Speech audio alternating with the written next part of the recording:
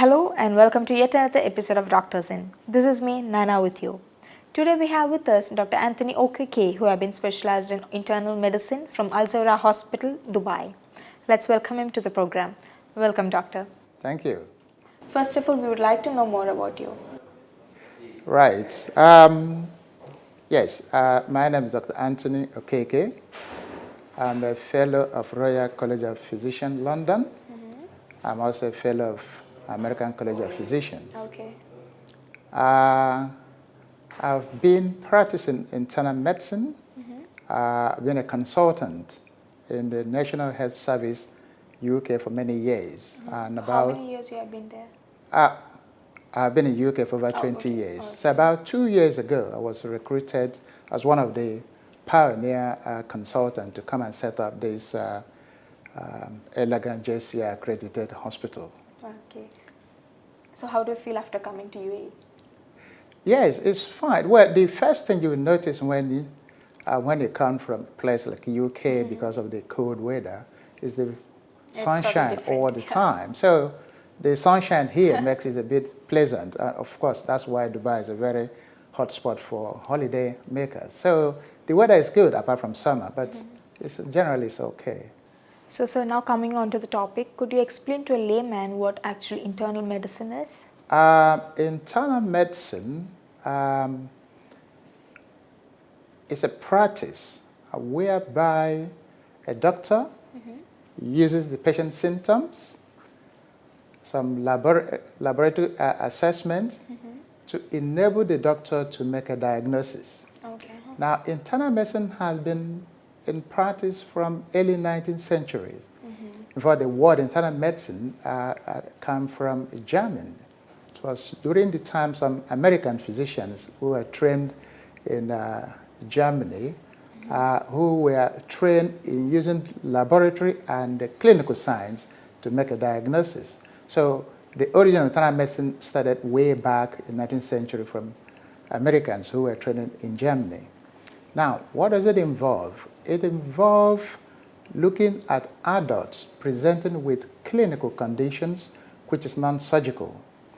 Now, it looks into a variety of bodies from all organs to all systems. So internal medicine is a very wide area of medicine. Now, there are some subspecialties in internal medicine. Under the internal medicine, we have the cardiology, which is heart. You have nephrology, which is the kidney. You have the gastroenterology dealing with your gut system. You have the endocrinology dealing with your hormones. You also have the pulmonology dealing with your chest, rheumatology. So there are about 10 or more internal medicine subspecialty in this hospital. I also have interest, apart from general internal medicine, I also have interest in cardiology, which I have postgraduate training in that. So what are the scope for internal medicine? Yes, the scope for internal medicine, especially in Zahra Hospital, is very wide. Generally, the scope of internal medicine is very wide. Internal medicine has been positioned as the bedrock or the core of acute medical care in our hospitals. So, variety of conditions which present some diagnostic challenges tend to involve the internist. Sometimes patient doesn't present with a clear-cut symptoms, and present to ER, the ER doctor becomes very confused where to send the person. The person they had to send it to had to be an internal medicine specialist who need to figure out what the problems are. In this hospital, I do see, or my department do see, conditions ranging from acute metabolic issues, especially things that deals with salts, potassium, sodium, electrolyte issues, disturbances, to medical poisonings, people taking overdoses, to benign hematological. Hematological means something that had to do with bone, some sort of anemia, some sort of clotting disorders. We also look into clots in the veins, or what we call deep vein thrombosis, clot in the lungs. In addition, we also can see cases with infection of all spectrums, from tropical medicine to rare infective disorders. So, infection of all spectrums, again, infection related to some diseases, systems like chest, urinary tract, gastrointestinal tract. So these are cases we see. Again, internal medicine with bias to cardiology, like heart failures, the hypertensions, I do see these conditions too. Okay.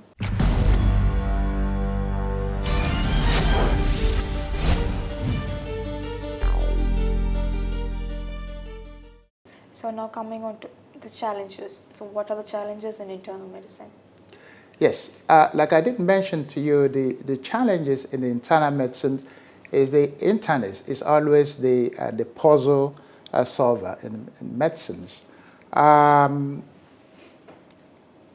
Internal medicine, unlike other specialties where the diagnosis could be a bit more straightforward, people say it and get to the point. In an internal medicine, you need to do a lot of very good history, a very good examination, and in some cases you may need to do a very detailed investigations.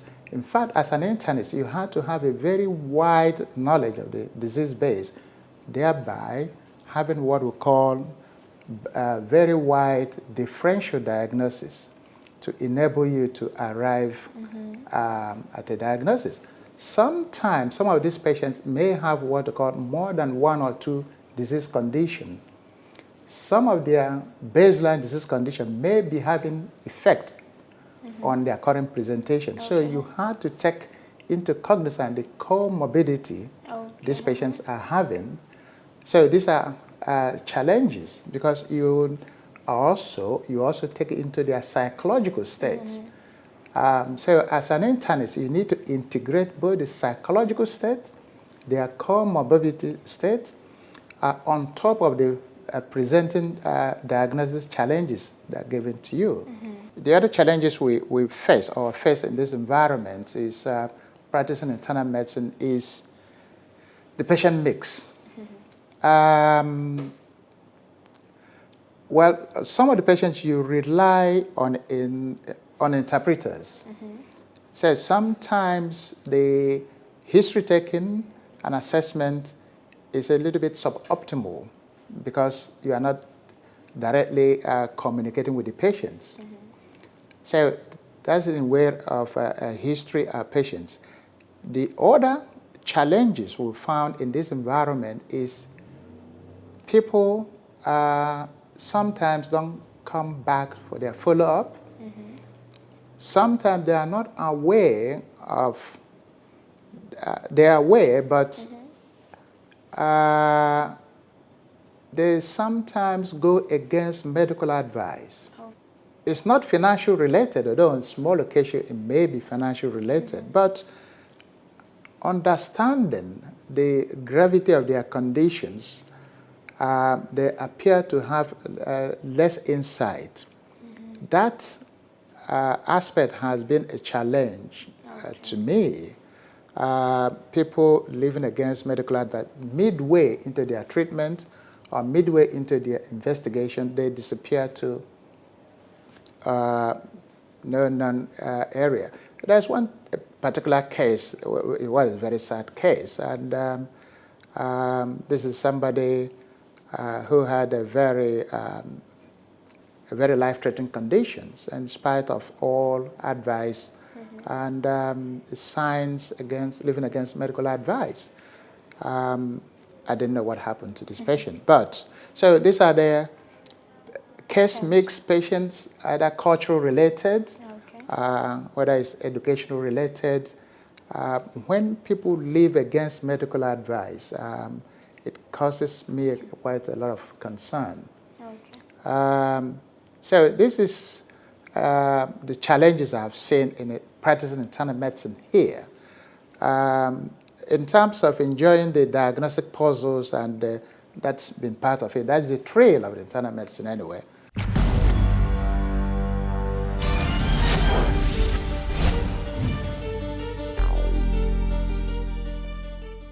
Is there any cases of interest that you would like to share with us? Yes, there are numerous cases of interest. Like I said, most time they come up with very bizarre symptoms, or may come about with 10 symptoms. Doctor, I've got pain here, I've got tiredness, I've got dizziness, and I've got this and that. So it's up to you to start synthesizing. There is a young chap from India subcontinent. Okay. I think he's in his early 20s. He presented with cough, and he has seen various other specialists. I'm not putting down other specialties down. He has also had a lot of cocktail of treatment. Okay. Oh, by the way, which challenges which I didn't mention is people before they consult you here have taken a variety of medicines from antibiotics, which you get over the counter here. So that tends to dilute your initial presentation and diagnosis. Right, back to this young chap who has a cough for over 4 weeks, has had numerous antibiotics, and has also had steroids because at some stage it was labeled asthma. Has had numerous visits to 1 or 2 ER in this area, and presented at ER 2 times, and had a bit of nebulizer, and was asked to come and see me. Right, so the interesting bit about this patient is he looked well when you see him. Apart from when you listen to his chest, there are signs which look as if it's an asthma. But every other thing about asthma doesn't fit in. So what strikes me was a blood test we call complete blood count, which is the basic thing we do. So there is an aspect of that blood test which we call eosinophil. Okay. I could say this is the second time I'm seeing a very highly raised eosinophil count. The first time was my early years as consultant in the UK for very unrelated condition like this. So that was very intriguing to me. And then I went further to dig in to see, like I said, internet. Then you had to bring in so many collateral thinkings. What is possible reason for this? Eventually, I was able to quickly make a diagnosis from that and other things. However, I asked my colleague in the pulmonology to have a second look to make sure I haven't missed anything. And he did agree with my diagnosis, which is what they call tropical pulmonary eosinophilia. Now, this condition is not common, but it's fairly common in the Southeast Asians, and also typically common in young people. It's a condition usually due to a kind of worm called filaria. When you've been exposed to this worm, you may or may not be aware. So this worm can spread through your system and cause your body to release this type of blood, part of white blood cell called eosinophil, and which can cause you all sorts of problems. Now, the challenge in treating this chap is the specific medicine to treat this condition is not available in UAE. Again, UAE has its own other issues. Not all commonly used drugs are available here because of pharmacy regulation. So we had to get this medicine from India. Okay. So at the end, it was a rare diagnosis, which I was able to make the diagnosis fairly quickly without even resorting to so many investigations, and the outcome was very good. So that is what made me to share this with you. There is another case also. Again, this is a case of somebody who presented with a young man, presented with very high fever. He has presented to the ER on many occasions, 2 or 3 times. Of course, he's been given something to reduce the temperature. On the third time, he doesn't want to be discharged. He wants to get sorted out. So we got him admitted, very high fever, and X-ray is fine. He's been on antibiotics, as I said, usually from other sources, and still not getting better. Now, what compounded to this patient's care is very, very anxious. It's understandable, a young man, not knowing what is going on. So, he was admitted, and we started working him up. Again, he had eventually had a pneumonia, which looking at the initial X-ray, didn't show much of a sign. Then I did get a CT scan, which revealed they had quite evolving pneumonia. Now, all right, what is causing the pneumonia? So the usual causes of pneumonia have been sent off, and blood cultures, everything come back negative. Now, the cause of his pneumonia was due to a kind of virus, what we call cytomegalovirus pneumonia. So he had a cytomegalovirus pneumonitis. This is a condition which can present with very, very high fever, and it's also more common in young people.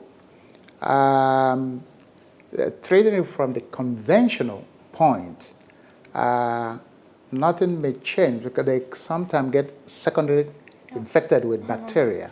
So then that becomes another ball game. So this is a very interesting case again, because not very often do you get cytomegalovirus pneumonia. So in this situation, you had to manage the anxiety of the patients. You had to explore your diagnostic apparatus to try to get to the bottom of the case. Again, that's where the internists, they had to do so many tests. We use laboratory a lot because the laboratory is the key of most of what we do, so to get at the bottom of that. So there are quite a lot of success stories.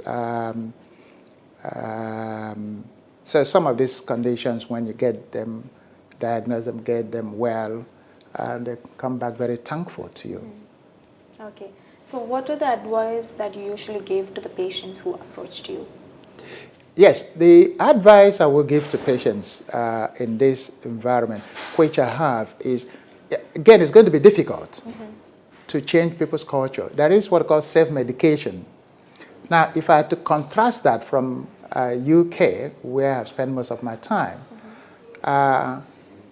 people here do a lot of more than usual self-medication. Yes, it's understandable if you have fever, do anything, you can take Panadol or paracetamol. But most or some people you see here must have taken 2, 3 sort of antibiotics, or have taken antacids, or taken a proton pump inhibitor. There are a lot of self-medications going on here. So which is what I will like people in this environment to be aware. Taking too much antibiotics without having a diagnosis not only predisposes you to, in future, developing antibiotic resistance. It's always good, and also not the same antibiotics we were given last time will cure the next disease. So some people say, oh, this was when I had sore throat, this was what I was given. And they go back to that. So self-medication beyond taking paracetamol, I will not advise you to do self-medication beyond paracetamol. So it's when you are unwell, it's better for you to seek advice so that you have a correct diagnosis. And if you want to take medicine, you take medicine as advised. Okay. In terms of internal medicine, like I said, if you have a symptom that is fairly vague, yeah, your best starting point is internal medicine. So if you're tired, you're having pain left, right, and center, you're feeling dizzy, so your starting point is internal medicine. So because he or she is the jigsaw who is going to look into and trying to harmonize the symptom to come up with a diagnosis. So now lastly, what is the advice that you would like to give to our audience? Oh yes, well the advice I will give your audience is the same thing I was saying. The advice for the audience is avoid self-medication beyond simple symptom control, said paracetamol for fever or for pain, taking something like antacid if you have stomach pain. Then if it's getting beyond this, it's advisable that you seek help. In terms of a condition, a medical condition, which is not clear-cut to you and has not responded either to your self-care or you've been to ER, you're not getting any headway, think your best starting point is to see an internist. Like I said, internist had a very big motherboard to feed in all your symptoms and synthesize it and come up with a more appropriate diagnosis. If that requires you to see another specialist, it may be in better position. Okay. So doctor, that was nice talking to you. Thanks a lot for Thank being you. a part of it. Thank you. All right. So that was Dr. Anthony Okeke with us. Until we meet next time, this is me, Naina, signing off. Take care.